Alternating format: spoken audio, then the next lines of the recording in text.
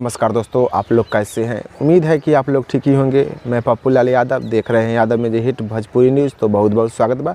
अगर आप लोग अभी तक यादव में हिट भोजपुरी न्यूज़ को सब्सक्राइब नहीं किए हैं तो नीचे के लाल बटन दबाकर सब्सक्राइब कर लीजिए और साथ ही साथ वीडियो को लाइक कर दीजिए। तो दोस्तों आप लोगों को बता दें कि अभी प्रदीप पांडे चिंटू जी जो कि लंदन में बानी, प्रदीप पांडे चिंटू जी जो कि लंदन में बानी, तो प्रदीप पांडे चिंटू जी लंदन में का कर रहल बानी। जानने से पहले आप लोग नीचे कमेंट बॉक्स में बताइए कि प्रदीप पांडे चिंटू जी के फिल्म विवाह 2 किन किन दर्शक लोग अभी तक देख लिए हैं।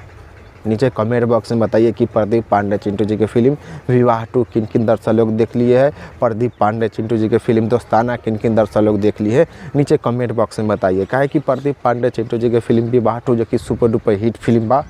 प्रदीप पांडे चिंटू जी और अक्षय सिंह जी के फिल्म विवाह 2 जो कि सुपर डुपर हिट बा। तो आप लोग नीचे कमेंट बॉक्स में बताइए कि किन किन दर्शक लोग अभी तक प्रदीप पांडे चिंटू जी के फिल्म विवाह 2 देख ले बानी। अगर जिन दर्शक लोग नहीं देखे उन दर्शक लोग भी नीचे कमेंट बॉक्स में बताइए कि प्रदीप पांडे चिंटू जी के फिल्म विवाह 2 नहीं देखे।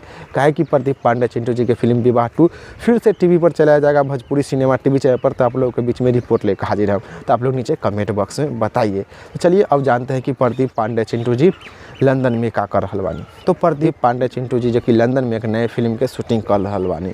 आजकल प्रदीप पांडे चिंटू जी लंदन में एक नए फिल्म के शूटिंग कर रहल बानी। तो आप लोग के छोटा सा जानकारी बतावे के रहे, तो ये जानकारी के भी बारे में का राय बा, का विचार बा, नीचे कमेंट बॉक्स में बता दीजिएगा। फिलहाल में इतने, फिर से मिलेंगे अगले वीडियो में। जय हिंद, जय भोजपुरी।